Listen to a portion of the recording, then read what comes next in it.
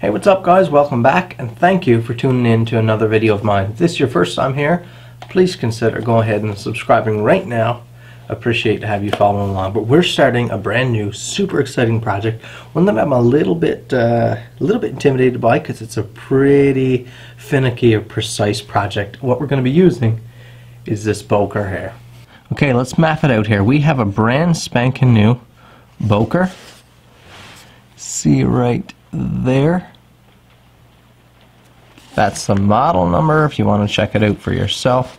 We have, like I said, a brand spanking new Boker, and it is a beautiful knife. This is a client's knife.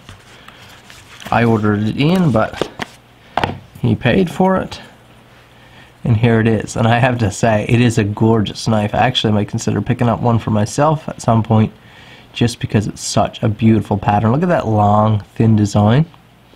Super sleek, low profile. Nice, really deep carry pocket clip. This is just a beautiful knife. This is a gentleman. It's a flipper, and it flips so fast and smooth. It is just a wicked blade. Perfect professional carry blade, in my opinion, which is sort of his philosophy of use. So he picked out the knife. We ordered it in. It's getting a full custom job. It's not going to look much like this when we're done with it, and that's the intimidating part.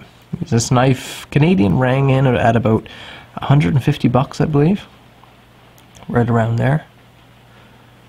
And let me tell you what we're going to do with it. You see we have VG10 blade here, a flipper design. We have, I think, Cocobolo scales, if I'm not mistaken, and the frame here is like a black washed, like tumbled type finish. I believe it's titanium. Pocket clip as well. Don't hold me to that, but I believe that's what it is. Anyways, what we're going to be doing is mirror polishing the whole blade, frame, and pocket clip is going to go. So we're not going to be having the pocket clip. So we're going to have an entirely mirror polished frame and blade there. And then the scales are the real tough part. We're going to actually be making new scales for this knife. So we have a stabilized block of spalted maple burl. This is fine line burl. It's got those sharp black lines in there. It's pretty wild stuff, but it's beautiful exotic material.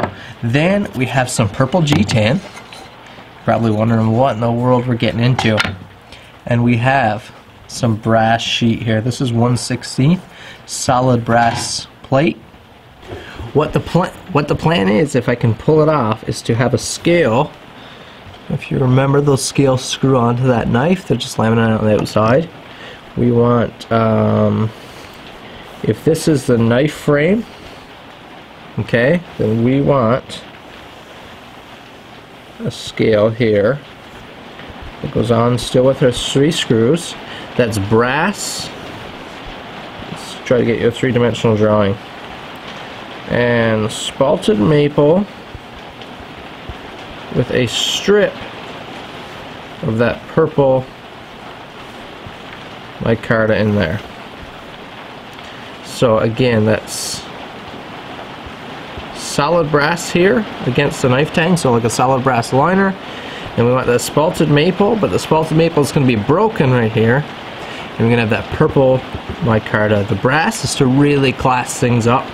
The spalted maple is sort of to go with, was a choice by the guy, it was the material he liked, and the purple represents a university that he just graduated with. It's kind of like it's their university color. So this is kind of like a commemorative piece for him. It's going to be like a beautiful professional carry for him that symbolizes kind of where he's come from, the steps he's made. This is going to be an all-out piece that he's investing in here. So we need to have perfect, superb results.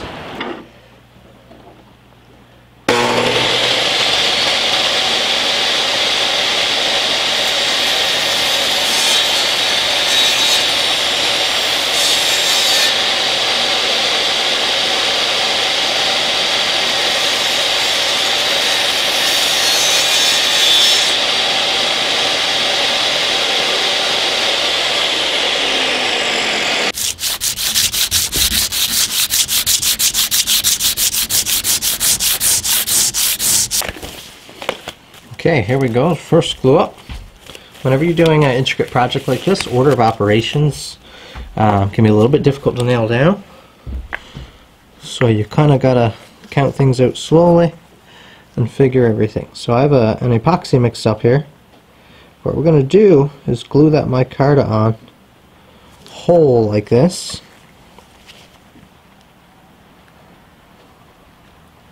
And then we'll slab it off from the whole block after.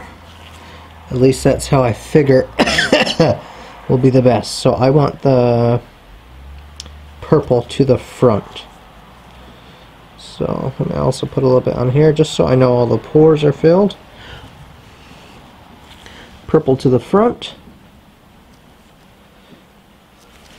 It's going to be a little bit slick. This is definitely going to be a challenge to get on. And I'm white to the rear. I've chosen to incorporate a little bit of white, even though I didn't talk about it with the client, just because I was kind of looking at the purple against the box elder there, or the spalted maple, sorry, and I just didn't think it was gonna. I was afraid it wasn't gonna stand out. Almost not worth the effort of putting the purple in there. And I know, of course, like I said, it's the color of his university, so he wants that purple to be a little bit of a focal point. So we want to make sure it gets seen. So let's make sure we match up the maple properly.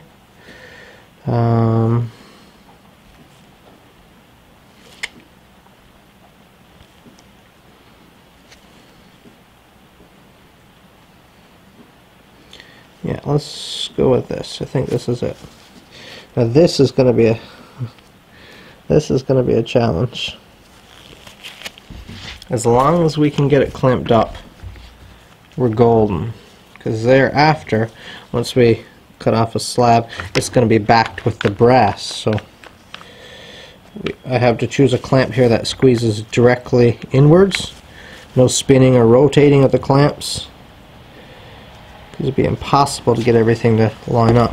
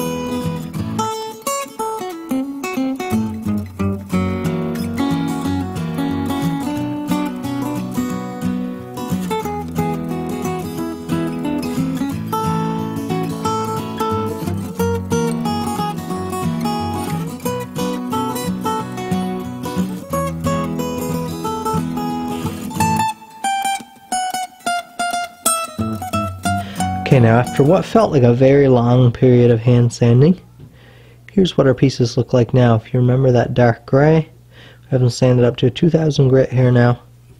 It did take quite some time. I didn't show you guys because one, there was some like outside noise in the shop, so it wasn't good for filming, and also it was just super boring work. I literally just sanded these through various grits, just hand sand little bits of sandpaper all the way up until I got to 2000 grit, which is here now.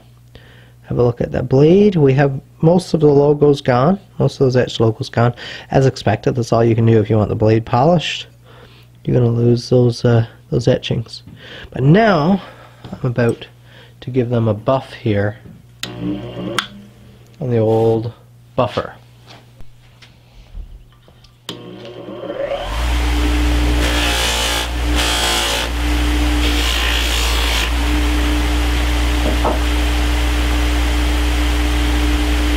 The most dangerous of them first.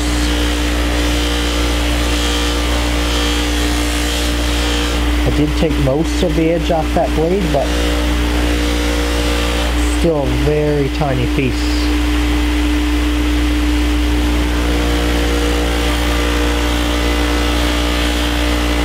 That's what I have time to get to here today, guys. That's the polish we ended up with, which is excellent. Really happy with that finish. Blade's looking great as well. That's all I can do since that scale material is gluing up.